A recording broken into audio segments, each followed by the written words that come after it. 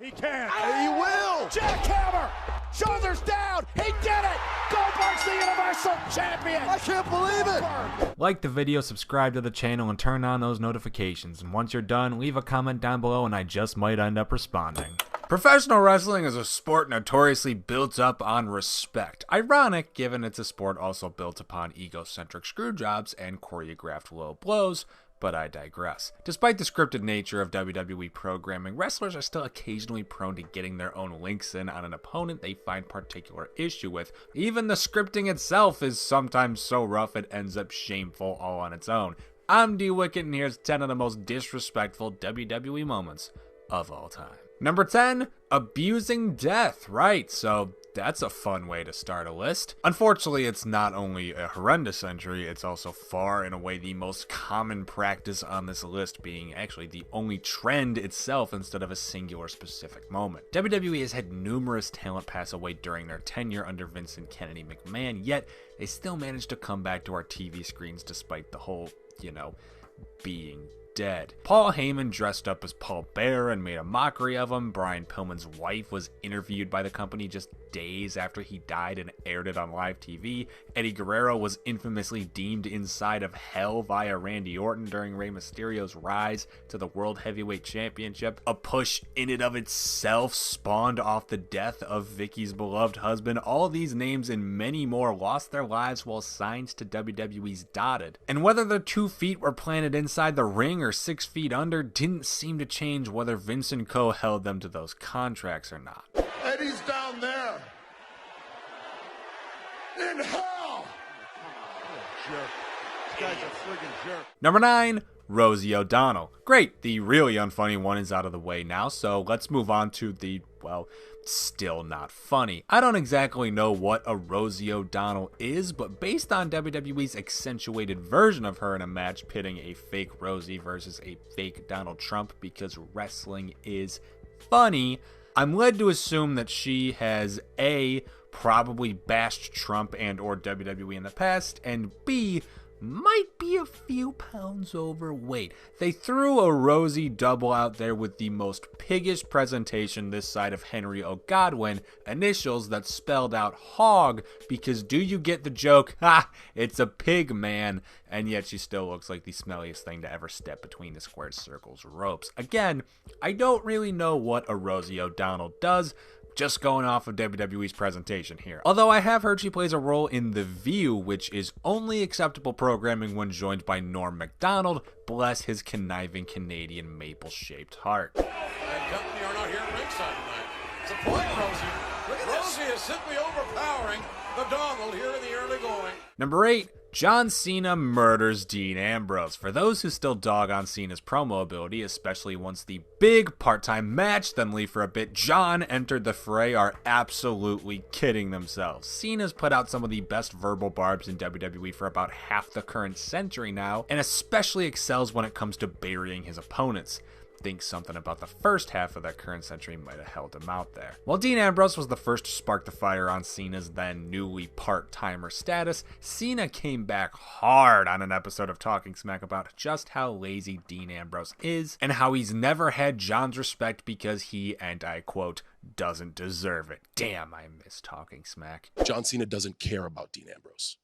And if Dean wants me to care about him, at no mercy, he'll either step up or step aside. Number 7, John Cena murders Alex Riley. Another one up, another one down 6 feet underneath Superman Cena's unfathomable influence. Admittedly, while the Ambrose feud only feels realistic because of how tied to the characters both John and Dean were, along with how well acted the feud was between both men, Cena's feud with Alex Riley feels oddly less real, while being 100% confirmed real by The Miz's former lackey himself. Alex Riley has never really given the best of explanations for John Cena's utter hatred of him past, I don't know, man, he just never really took to me, I guess. Whatever the reason, John sure did the deed and did it dirty, with apparent plans for his next Raw segment you're about to see, originally seeing Alex Riley being helped out by The Miz, and the two would get the revenge over the Ultimate Babyface, with Cena instead employing a little creative control to leave Riley looking as weak as possible. Miz needs to see this up close and personal.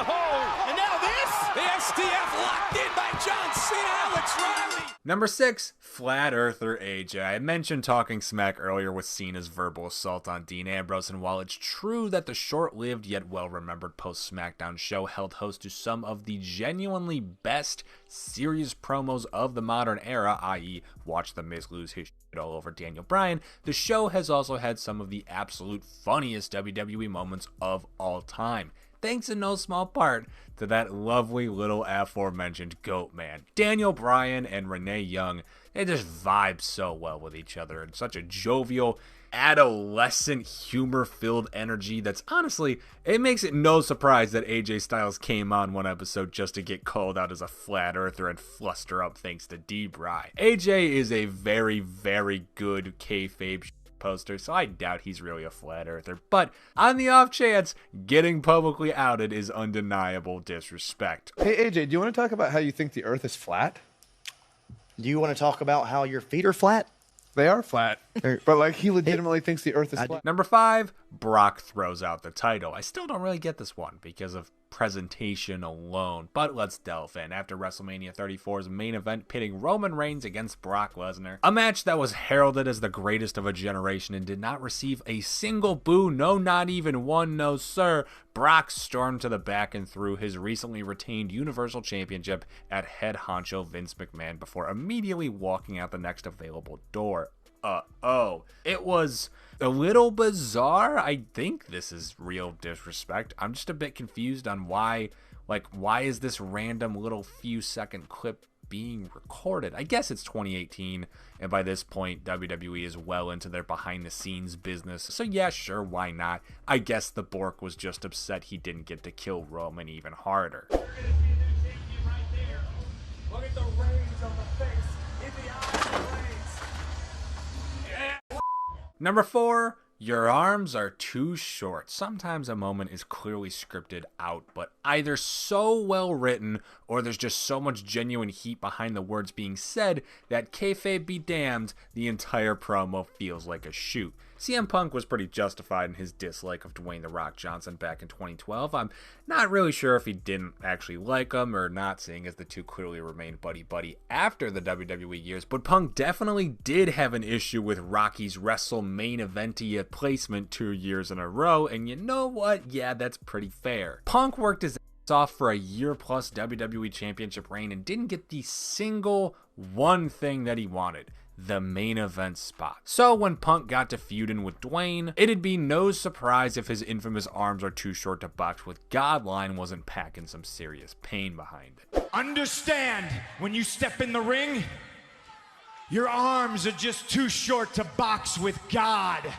Number 3, Goldberg murders The Fiend. Really, you could throw just about anything from Goldberg out there post-Lesnar feud, barring that Dolph Ziggler match, and it would count in spades towards a list like this. But no amount of unfortunate Undertaker matches can rival the level of disrespect required to do a man like Bray Wyatt so dirty. For an entire year, Wyatt carefully plotted out this breath of fresh air storyline about The Fiend, and while yes, there may have been a Hell in a Cell-sized hiccup in the road towards WrestleMania, WWE had amazingly managed to keep this unique, concept-centric gimmick going really strong for almost an entire year without blowing the load early.